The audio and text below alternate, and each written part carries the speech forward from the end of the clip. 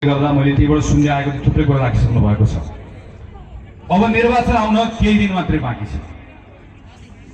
यो निर्वाचनले एउटा विशेष महत्त्व प्रत्येक निर्वाचनले बोकेको हुन्छ, तर कुनै कुनै निर्वाचन विशिष्ट अवस्थामा आउँछ। यो निर्वाचन त 84 मा हुनेवालै थियो, तर 2 वर्ष अगाडि निर्वाचन हुँदैछ। 2 वर्ष अगाडि निर्वाचन किन हुन लाग्यो? यो निर्वाचनको अर्थ के हो? यो निर्वाचन हुनका लागि दर्जनौं निहत्था युवकहरूको हत्या भएको कुरा हामीले बिर्सनु हुँदैन। ती आमाहरूको काख रित्तिएको छ, सिंहदरबार जलेको छ र सँगसँगै थुप्रै धनजनको क्षति भएको छ। यत्रो घटना पछाडि यो निर्वाचन हुँदैछ। यो निर्वाचन पछाडिको परिणामले दुईटा खालको अतिवादलाई पोषण गर्न सक्ने खतरा छ। एउटा अतिवाद जसले भदौ 23-24 गतेको घटनाको अवमूल्यन गर्छ, त्यो हुँदै भएको होइन भन्छ, त्यो केवल षड्यन्त्र भनेर भन्छ। त्यहाँ युवाहरूको सहभागिता देख्दैन, त्यहाँ असन्तुष्टि व्यक्त भएको देख्दैन। त्यस्तै खतरनाक अर्को अतिवाद छ जो त्यो मौका छोपेर सिंहदरबार जलाउन पनि लगाउँछ, मौका पर्दै गर्दा आफै जेलबाट पनि भाग्छ। यो दुईटै अतिवाद हिजो पनि देख्यौं, भोलि पनि यो अतिवाद आउन सक्छ। 5 वर्षको यो समय देशलाई सम्हाल्नु पर्नेछ। कुनै पनि खालको द्वन्द्व नेपालले अब फेक्न सक्दैन। कुनै पनि खालको, न जातीय, न धार्मिक, न सहर गाउँको, न मधेस पहाडको, न उमेरको, कुनै पनि सक्दैन। योभन्दा बढी घाउ यसले बेहोर्न सक्दैन। यसलाई हामीले सम्हाल्नु पर्नेछ, बडो जतनका साथ लिएर जानुपर्नेछ, सबलाई मिलाएर लिएर जानुपर्नेछ। तर देशलाई गति पनि चाहिएको छ। राजमार्ग बनिसक्यो, अब यो बाटोले हामीलाई मुम्बईसम्म पुर्याउँछ। बन्यो राजमार्ग, समय लाग्यो तर बन्यो। अब राजमार्गमा हामी धावकहरू आएका छौँ, हामी चालकहरू आएका छौँ। कोही के भन्दैछन्, म गाडीमा बसेपछि म यति अद्भुत मान्छे हुँ कि यो गाडी आफै गन्तव्यमा पुग्छ। कोही के भन्दैछन्, म यति अद्भुत क्षमता भएको मान्छे हुँ कि मैले चलाएपछि गाडी कहिलेकाहीँ उड्छ, कहिलेकाहीँ गाडी पौडिन्छ। हामी के भनिरहेका छौँ? हामी भनिरहेका छौँ एकजनाले चलाउने होइन, हामी सबै मिलेर गाडीमा बस्ने हो। गाडी चालकले पनि सबैको कुरा सुनेर चलाउने हो, तीव्र गतिमा चलाउने हो, वेगले चलाउने हो, तर सँगसँगै सम्हालेर पनि लिएर जाने हो। अन्ततिरबाट गाडी आइरहेको छ भने नठोकियोस्, दायाँमा हेरेर छेउछाउमा हिँड्ने बटुवाहरूलाई कुनै अप्ठ्यारो नपरोस्, ख्याल गरेर चलाउने। यो ख्याल गरेर गाडीलाई गन्तव्यमा 5 वर्षभित्रमा नेपाली कांग्रेसले पुर्याउने संकल्प गरेर आएको नयाँ कांग्रेस हो यो, बदलेर आएको कांग्रेस हो यो। यसले संकल्प गरेर आएको छ, देशले भ्रष्टाचारबाट मुक्ति चाहेको छ। यो नेपाली कांग्रेसको सरकारले पहिलो काम एउटा शक्तिशाली आयोग गठन गर्छ। त्यो शक्तिशाली आयोगले 46 सालपछि प्रधानमन्त्री हुनुभएको शेरबहादुर देउवाको सम्पत्ति, मन्त्री भएको गगन थापाको सम्पत्ति सबैभन्दा पहिला त्यहाँबाट छानबिन सुरु गर्छ। आफ्नो बा भए पनि छोड्दैन, एउटा कुराको छानबिन गर्छ, एउटा काण्डको छानबिन गर्छ र भविष्यमा त्यस्तो कुनै काण्ड हुनु पनि दिन्न। त्यसका लागि संस्था बनाउँछ, कानुन बनाउँछ। यो नेपाली कांग्रेस पार्टीले संकल्प गरेर आएको छ। शिक्षामा, स्वास्थ्यमा, कृषिमा, रोजगारीमा, उद्योगमा, प्रत्येक क्षेत्रमा 5 वर्षभित्र क्रान्तिकारी रूपान्तरण ल्याउँछ। तर कसरी? चाबुक चलाएर होइन, कसैलाई झुन्ड्याएर होइन, कसैलाई ठोकेर होइन, नियम कानुन भित्र रहेर सकिन्छ।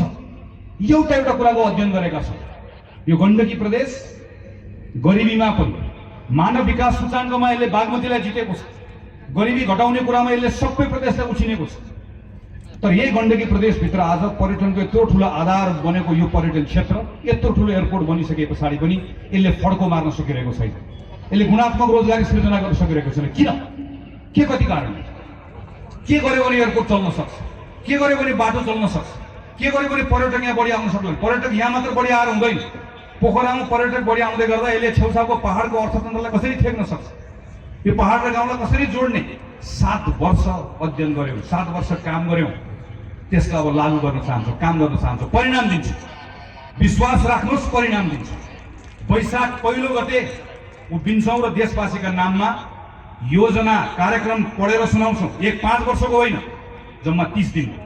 फेरि जेठे गते आउँछौँ, वैशाखभरिको परिणामको बारेमा बताउँछौँ। प्रत्येक महिना देश र जनतालाई हिसाब किताब बुझाउँछौँ।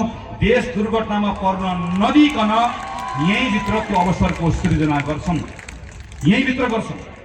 त्यसैले मेरो तमाम सबै साथीहरूलाई अनुरोध छ, यो 5 वर्ष अर्को प्रयोग नगरौँ। मेरो सबैलाई बिन्ती छ, निवेदन छ, अर्को प्रयोग नगरौँ। 64 सालमा म आएको थिएँ कास्कीको गाउँमा। यज्ञ दाइ यहाँ हुनुहुन्छ, धेरै गाउँहरू घुमेको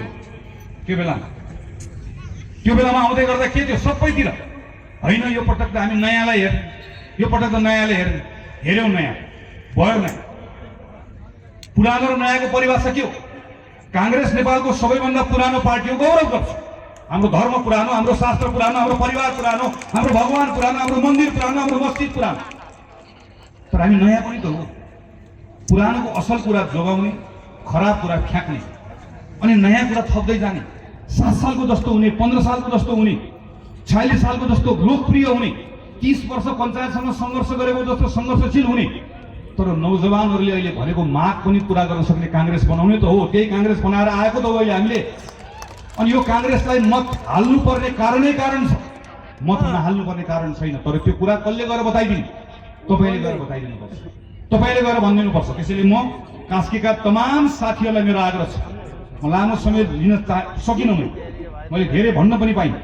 तर यति एउटा कुराको अनुरोध गर्छु, 3 जना उम्मेदवार आउनुभएको छ। तिलक दाई हुनुहुन्छ, मधु दाई हुनुहुन्छ, मनोज गुरुङ हुनुहुन्छ। तिनटै उम्मेदवारको आफ्नो व्यक्तित्व छ, आफ्नो क्षमता छ।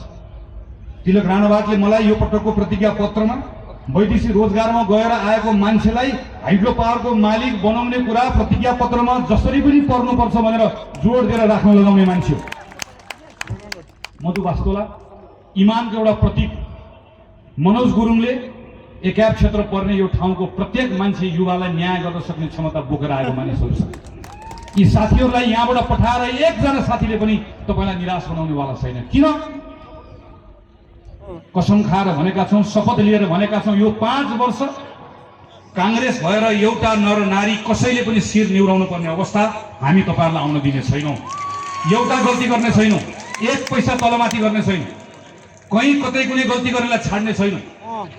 यो सङ्कल्पका साथ आएका छौँ। त्यसैले अब तपाईँहरू गइदिनुपर्छ, तपाईँहरूले मेहनत गरिदिनुपर्छ। मैले आएर भनेर केही पनि हुँदैन, तपाईँहरू घर घर गइदिनुपर्छ। तपाईँहरूले केवल सामाजिक सञ्जालमा भिडेर मात्र हुँदैन। सामाजिक सञ्जाल सामान्यतया जहिले पनि कसको पक्षमा हुन्छ? जसले घृणा भयो। अहिले म यहाँ आएँ, मैले अहिले आएर 2 जनालाई गाली गरेँ, केही तुच्छ कुरा बोलेँ, बेलुका त्यो भाइरल हुन्छ, बेलुका भाइरल हुन्छ, त्यो कन्टेन्ट बन्छ। तर मैले प्रेमको कुरा गर्छु, मैले सृजनाको कुरा गर्छु, म विकासको कुरा गर्छु, मिलाउने कुरा गर्छु। किन? मलाई थाहा छ देश एक्लैले बन्दैन, एक्लैले चल्दैन। मैले भोलि मौका पाएर प्रधानमन्त्री बन्ने मौका पाएँ मैले भने मलाई एमाले पनि चाहिन्छ, मलाई माओवादी चाहिन्छ, मलाई राष्ट्रपति चाहिन्छ, मलाई सबै पार्टी चाहिन्छ नि त। मैले त सबैले लिएर जानुपर्छ, संविधान संशोधन गर्नुपर्छ, चाहिएन मलाई? मलाई 6743 वडा अध्यक्षको साथ चाहिन्छ, 7 प्रदेशको साथ चाहिन्छ, चाहिँदैन? तर म त्यो त मिलाउने कुरा हो नि। जाति चाहिन्छ, जनजाति चाहिन्छ, सबै मधेसको पहाडको सबैलाई मिलाउनु परेन। तर मिलाउने कुरा सामाजिक सञ्जालमा बिग्दैन। त्यसैले सामाजिक सञ्जालको मात्र भर नपरौँ। तपाईँहरू गोडा चलाउनुहोस्, अब धेरै हात होइन, गोडा चलाउनुहोस्, घर घर जानुहोस्। म तपाईँहरूलाई आग्रह गर्छु, प्रत्येक एउटा पार्टी कार्यकर्ताले अबको 5 दिनमा 1 जना मान्छेले कम्तीमा अर्को 10 मतदाताको घरमा जानै पर्छ, उसँग कुरा गर्नै पर्छ, उसको कुरा सुन्नै पर्छ, तपाईँले संवाद गर्नै पर्छ। र यो पटक कास्कीमा 3टै क्षेत्रबाट नेपाली कांग्रेसलाई निर्वाचन गराएर इतिहास रच्नै पर्छ। कास्कीले नयाँ स्वाद चाख्न पाउनै पर्छ। यो विश्वासको साथ तपाईहरु लाग्नुहुन्छ भन्ने मेरो आफ्नो विचार राख्दै 3टै उम्मेदवारलाई मसँगै सरकारमा संसदमा काम गर्ने गरी तपाईले पठाउनुहुन्छ। मञ्चमा बस्नुभएको सबै नेता साथीहरु खट्नु भएको छ, सबै लाग्नु भएको छ, तल बस्नुभएको सबै साथीहरु लाग्नु भएको छ। तर यति लगाइले मात्र पुगेन, बाँकी रहेको दिनमा अझै बढी खट्नु पर्नेछ। तपाईहरु सबजना साथीहरु लाग्नुहुन्छ गर्नुहुन्छ भन्ने विश्वास र भरोसा राख्दै मेरो कुरा टुङ्ग्याउँछु र कार्यक्रमबाट पनि बिदा माग्छु। सबैलाई शुभकामना, धन्यवाद, नमस्कार, जय नेपाल। धेरै धेरै धन्यवाद छ पार्टीका सभापति र देश बदल्न सक्ने